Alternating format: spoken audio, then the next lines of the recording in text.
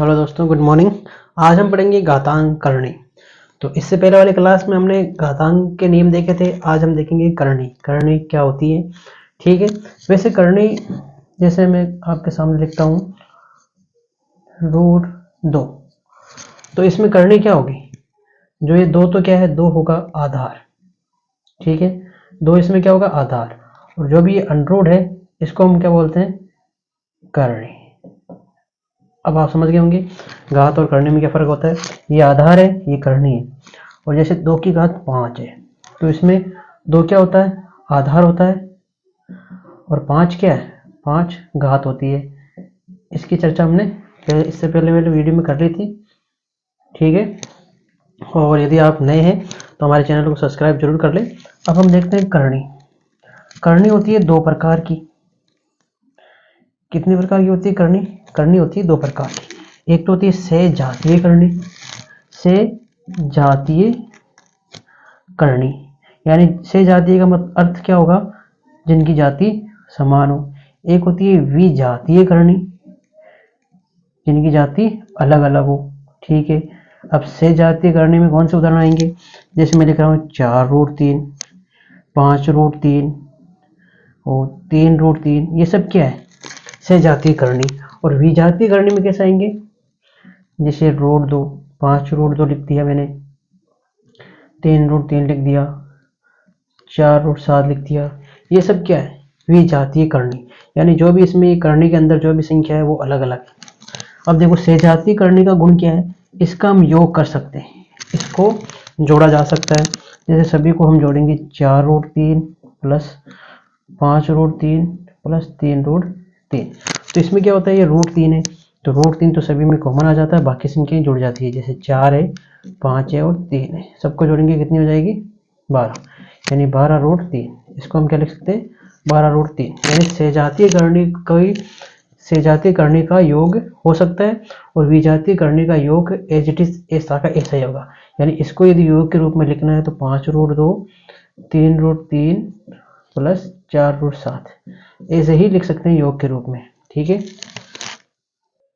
अब आगे देखते हैं करने के कुछ नियम, ठीक है, या इंपॉर्टेंट फैक्ट, या लिख लो आप नियम। अब इसके कुछ नियम देखते हैं।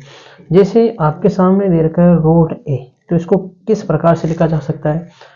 जब भी ये करनी जैसे अकेली है तो यहाँ पे कितने होते हैं, 2 होते हैं। जब ये अकेला रूट होता है तो उसमें कितने होते हैं, 2 होते हैं। तो हम इसको कैसे लिख सकते हैं, a की घात 1/2, ठीक है। वही ऐसे होता, यहाँ पे होता इसके अंदर 3, तो हम इसको कैसे लिख सकते हैं, 1 की घात 1/3। यानी जब इसके अंदर कोई संख्या नहीं हो तब हम लिखेंगे 1 की घात 1/2। जब इसके अंदर संख्या हो तो उसको हम भिन्न के रूप में लिख देंगे ऊपर घात में, ठीक है। इसको ऐसे लिख सकते हैं, जैसे 1 की घात m बराबर b की घात n। इसको कैसे लिख सकते हैं, यदि हम m को उस तरह भेजेंगे तो ये हो जाएगा b की घात n/m, ठीक है। एक नियम तो ये हो गया। और आगे देखो, इसमें यदि आपको दे रखा है ऐसे रूट के अंदर a इंटू बी इंटू सी ऐसे संख्या दे रखी है, तो इसको हम कैसे लिख सकते हैं, जब सभी संख्याओं के रूट है तो हम इसको तोड़ के लिख सकते हैं, √a into √b into √c ऐसे लिखा जा सकता है, ठीक है। इसके विपरीत यदि संख्याएं ऐसे हैं, √n √m √o ले लो यहाँ पे, ठीक है। ऐसे संख्या दे रखी है तो इसको कैसे लिखा जा सकता है, जब सभी संख्या रूट में इंटू के अंदर है तो उनको तोड़ के ऐसे लिख सकते हैं। जब रूट में से संख्या है तो हम इनको एक रूट के अंदर बंद करके सभी संख्याओं को गुणा कर सकते हैं, हम इंटू ओ, ठीक है। और एक नियम,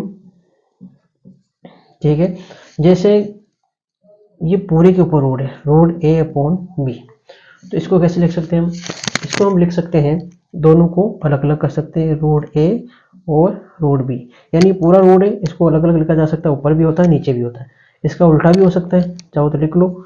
यदि √a दे रखा है और √b दे रखा है तो हम कैसे लिख सकते हैं, इसको दिख नहीं रहा है तो मैं इधर लिख देता हूँ, इसको ऐसे लिख सकते हैं √a/b पूरे पे, ठीक है, नोट करें।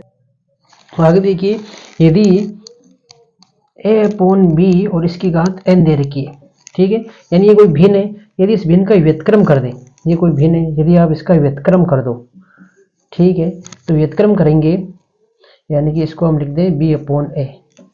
इस भिन्न का व्युत्क्रम करेंगे तो घात क्या हो जाएगी, माइनस में हो जाएगी, ठीक है, ध्यान रखना, कोई भी भिन्न का व्युत्क्रम करेंगे तो घात हो जाएगी माइनस में।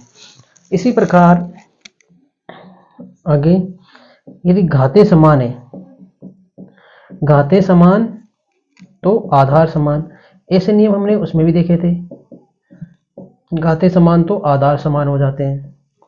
जैसे 1 की घात 5 है, उसी प्रकार 2 की घात 5। इसमें देखो दोनों संख्या में देखो घात समान है तो आधार समान हो जाएंगे, यानी कि दोनों बराबर में देनी चाहिए। यदि दोनों बराबर में दे रखी है तो घातें समान है तो आधार भी समान हो जाएंगे, यानी a का मान कितना हो जाएगा, 2। इसी प्रकार एक नियम और है, ठीक है, आधार समान तो घातें समान, ठीक है। अगला नियम क्या है, आधार समान तो घातें समान,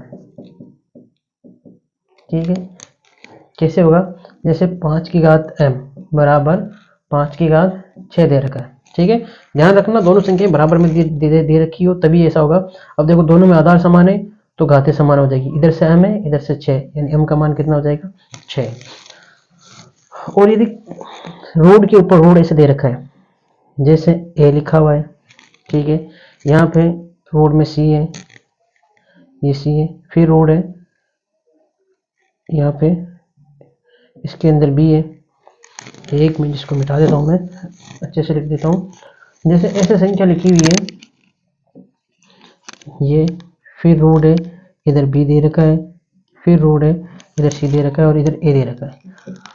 तो ऐसी संख्या कोई रोड के अंदर है और उसके घात लगी, ऐसे रोड में संख्या लिखी हुई है और ऐसे करनी दे रखी है ABC, ठीक है, तो ये सारी की सारी करनी है ना गुणा हो जाती है। इसको हम कैसे लिख सकते हैं, ऐसे लिख सकते हैं, a अंदर आएगा, इसको हम लिख सकते हैं a इंटू बी इंटू सी, ठीक है। एक पर्सन के रूप में हम समझ सकते हैं इसको। जैसे कोई भी संख्या लिख देता हूँ मैं, यहाँ पे जगह है कर देता हूँ मैं। जैसे कोई संख्या लिखी हुई है 3 है रोड, 2 है रोड और 4 है रूट, और अंदर संख्या लिखी हुई है 5। तो इसको कैसे हल करेंगे हम। अब देखो ये रोड पूरे पे तो वैसे लगा हुआ है 5, और ये सारी की सारी संख्या गुणा हो जाएगी 3 इंटू 2 इंटू 4, तो सभी को गुणा करके लिख दो, कितने हो जाएंगे 24 5, ठीक। ध्यान रखना ये इसके अंदर है, लेकिन 24 रूट 5 नहीं है, ये इसके अंदर है, इस करने के अंदर 24 इसके अंदर और ये रूट 5, ठीक है। यदि हमारी वीडियो आपको पसंद आई तो लाइक से सब्सक्राइब जरूर करें। मैंने आज आपको करनी के बारे में समझाया, करनी क्या होती है, रूट की संख्याओं में कैसे कैसे इसको हम विभाजित कर सकते हैं, ठीक है। तो आज के लिए इतना ही, थैंक यू।